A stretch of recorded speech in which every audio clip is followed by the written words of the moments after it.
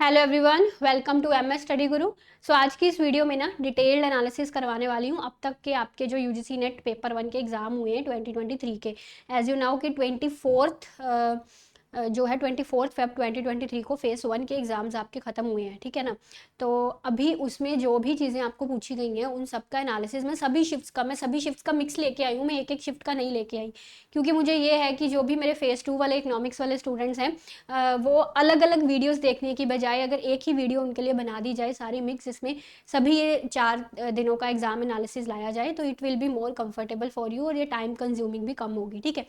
तो नए आए हैं चैनल पर तो सब्सक्राइब जरूर कर लीजिएगा। पूरी जानकारी लेने के लिए वीडियो को एंड तक देखिएगा। बता दूं डिस्क्रिप्शन में मेरा टेलीग्राम चैनल दिया गया है, उसको ज़रूर फॉलो कर लीजिएगा। सभी क्लासेस के अपडेट्स, पेपर 1 के नोट्स या पेपर 2 के PYQs जो भी है वो सारे आपको वहाँ पे मिलेंगे, उसको फॉलो कर लीजिए। और मेरे साथ जुड़ने के लिए मेरे साथ पूरा इकोनॉमिक्स का पेपर 2 मैं करवाती हूँ, पेपर 1 भी आपको सिंगल सब्सक्रिप्शन में ही मिलता है। वो ज्वाइन करने के लिए आपको डिस्क्रिप्शन में मेरा कोड दिया हुआ है सिमरटन, इस कोड को लगा के अनअकैडमी की सब्सक्रिप्शन लेनी है, मैक्सिमम डिस्काउंट मिलेगा। फ्री क्लासेस भी होती हैं, प्रोफाइल में उसका आपको मेरी प्रोफाइल का लिंक दिया गया है, वहाँ से आप मेरी फ्री क्लासेस भी ज्वाइन कर सकते हैं जो रिवीजन क्लासेस होती हैं। एंड अदर थिंग इज़ मेरी यूजीसी नेट की बुक का लिंक भी आपको डिस्क्रिप्शन में दिया गया। So let's start the today session. देखिए,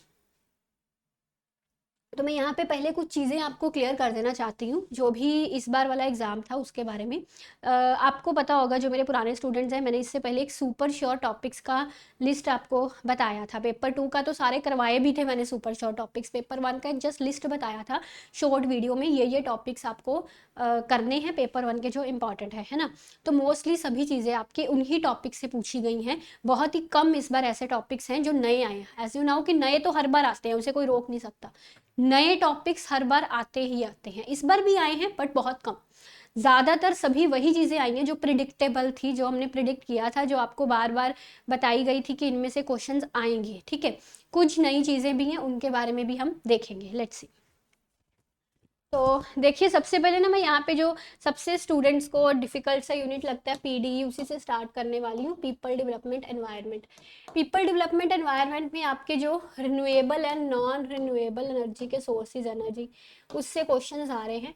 हर शिफ्ट में आ रहे हैं क्वेश्चंस। यहाँ पे एनर्जी से क्वेश्चंस काफ़ी आ रहे हैं, जैसे सोलर एनर्जी पर आ रहा है, जियो थर्मल एनर्जी पर, है ना। सो एनर्जी के क्वेश्चंस आपको पूछे जा रहे हैं।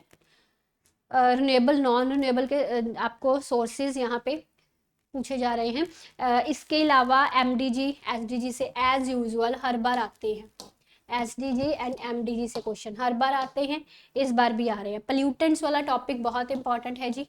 वाटर पोल्यूशन, एयर पोल्यूशन, है ना। इन सब से कौन कौन से पोल्यूटेंट्स बिलोंग करते हैं ये आपको यहाँ पे पोल्यूशन एंड पोल्यूटेंट्स दोनों आपको यहाँ पे करनी है। क्योटो प्रोटोकॉल का क्वेश्चन वैसे एग्जाम में आया, बट आपको यहाँ पे जितने भी हमारे एक्ट्स हैं या एनवायरनमेंट से रिलेटेड एक्ट्स, जैसे क्लाइमेट एक्शन प्लान हो गया, national climate action plan, Kyoto protocol हो गया, अर्थ समिट हो गया, आपका मोन्यूट्रल प्रोटोकॉल हो गया, है ना। ये सारे प्रोटोकॉल्स वगैरह एक्ट्स जो भी है एनवायरनमेंट से रिलेटेड, ये आपको अच्छे से रट के जाने हैं। दीज आर इंपॉर्टेंट, ठीक है।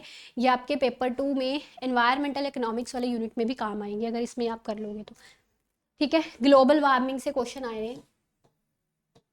तो बेसिक ये वही चीज़ें हैं जो सारी प्रिडिक्टेबल हैं।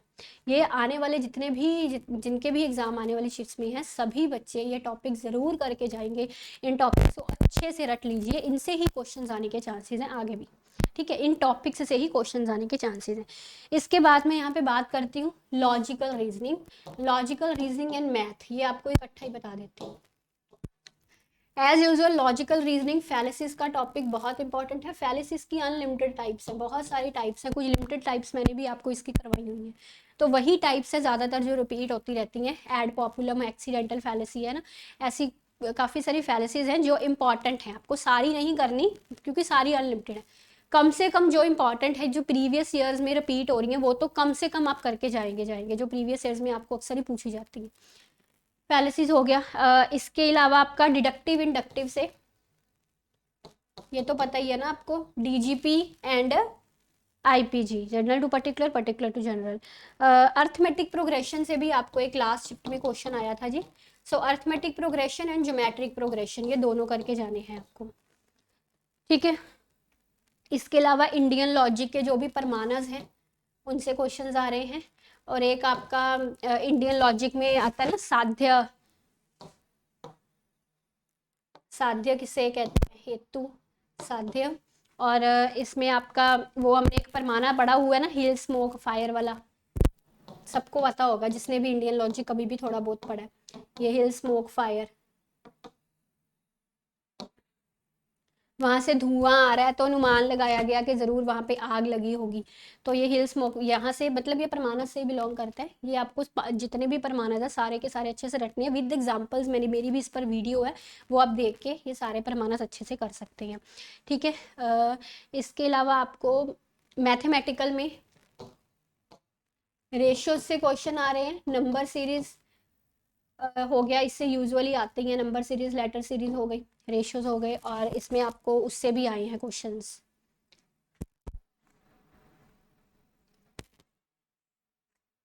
अपना वो है जो सिंपल इंटरेस्ट, हाँ, सिंपल इंटरेस्ट से भी इससे क्वेश्चंस बने हैं। ठीक है। और लॉजिकल रीजनिंग में ना आपको कॉन्ट्राडिक्टरी, कॉन्ट्रेरी, इससे भी क्वेश्चंस आ रहे हैं, मतलब जो हमारा स्क्वायर ऑफ ऑपोजिशन है।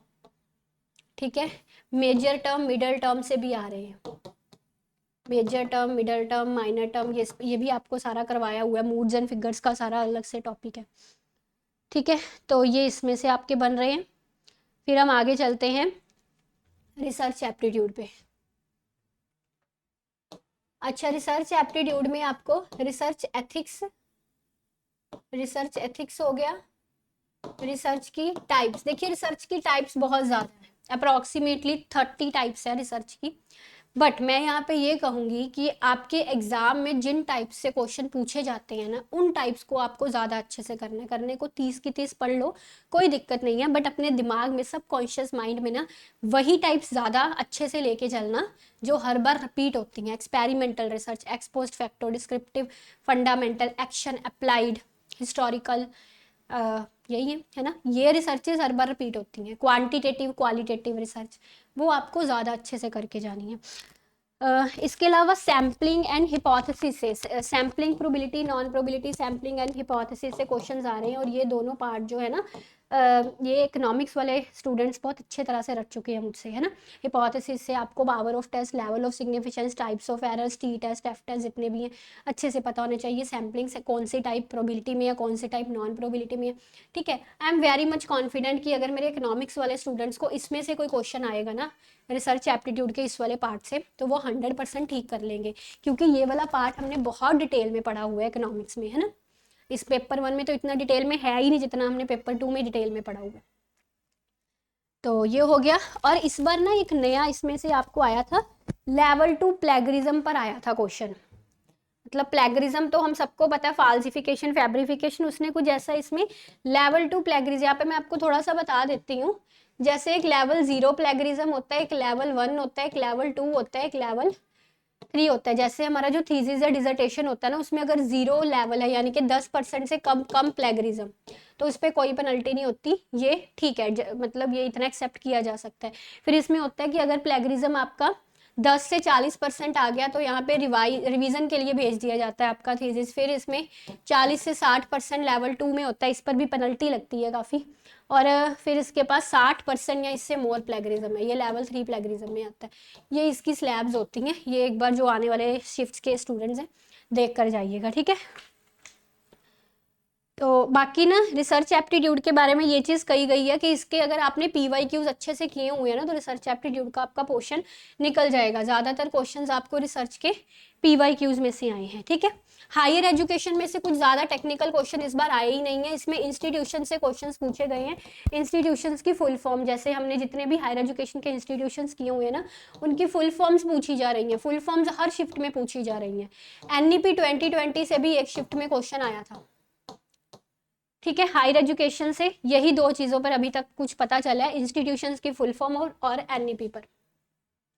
ICT की बात करते हैं, ICT से हर शिफ्ट में फुल फॉर्म्स आ रही हैं, जितनी भी शिफ्ट्स हुई हैं ना, हर शिफ्ट में ICT से फुल फॉर्म्स आ रही हैं। जैसे WWW BIOS हो गया है ना, ये प्रोटोकॉल्स हो गए, फुल फॉर्म्स उसकी पूछी जा रही हैं।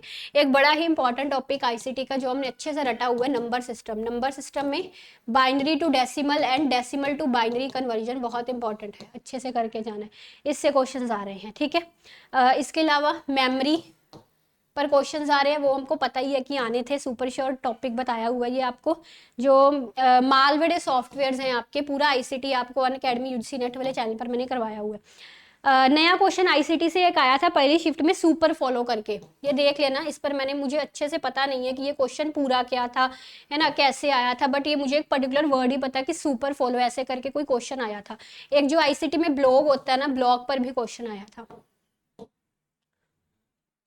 ठीक है, ये आपके मतलब कुछ ज्यादा टेक्निकल चीजें नहीं है, एक आधा टॉपिक है जो नया दिख रहा है, बाकी सभी वही पुराना जो हम पढ़ते आए हैं। ठीक है, फिर बात करते हैं हमारा कम्युनिकेशन की।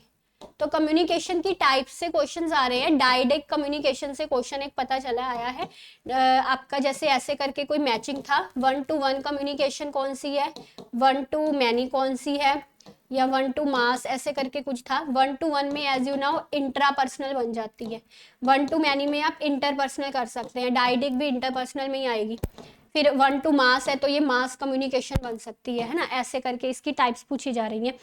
और कम्युनिकेशन के बैरियर्स से क्वेश्चंस आ रहे हैं जी, जो भी अपने सेमेंटिक बैरियर्स, फिजिकल बैरियर्स अच्छे से पढ़ के जाइएगा। इफेक्टिव कम्युनिकेशन, क्लासरूम कम्युनिकेशन से क्वेश्चंस बन रहे हैं, ये हर बार बनते हैं। Effective communication and classroom communication, इनमें से भी क्वेश्चंस आपके कम्युनिकेशन से बने। कम्युनिकेशन की टाइप्स से हर शिफ्ट में क्वेश्चंस आ रहे हैं, सब टाइप्स को बड़ा ज्यादा अच्छे से करके जाना। ठीक है, फिर आपका रह गया टीचिंग। टीचिंग एप्टीट्यूड जो है ना, इसमें लर्नर टीचर करेक्टरिस्टिक्स से क्वेश्चंस बन रहे हैं, लर्नर टीचर। और इसमें ना आपको वो जो आपके ऑनलाइन प्लेटफॉर्म्स है ना, उससे काफ़ी क्वेश्चंस आ रहे हैं, जैसे स्वयं हो गया, मूक हो गया, study web of active young aspiring minds, MOOCs हो गए, है ना। ये ऑनलाइन जितने भी हैं आपके, इनसे हर बार क्वेश्चंस आते हैं, इस बार भी आ रहे हैं ऑनलाइन वाले सिस्टम से।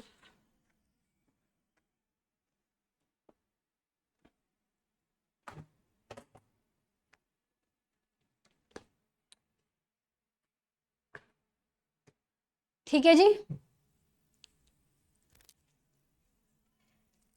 तो यही है बेसिकली आपका सारा कुछ, मैंने आपको बता दिया। 1 मिनट,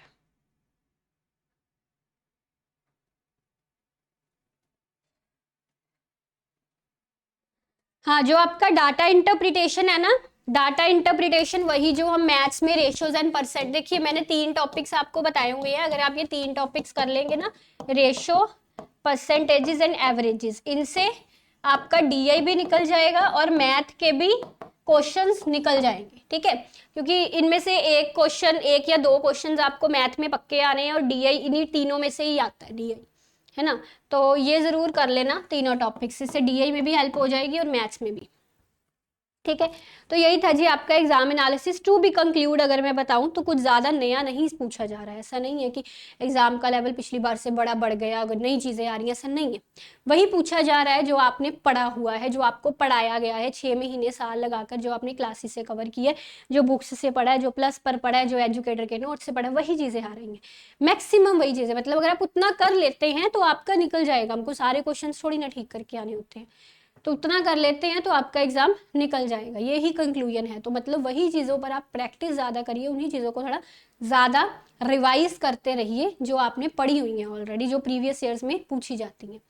ठीक है जी, अगर सेशन अच्छा लगा है, जानकारी अच्छी लगी है, लाइक शेयर भी करिएगा।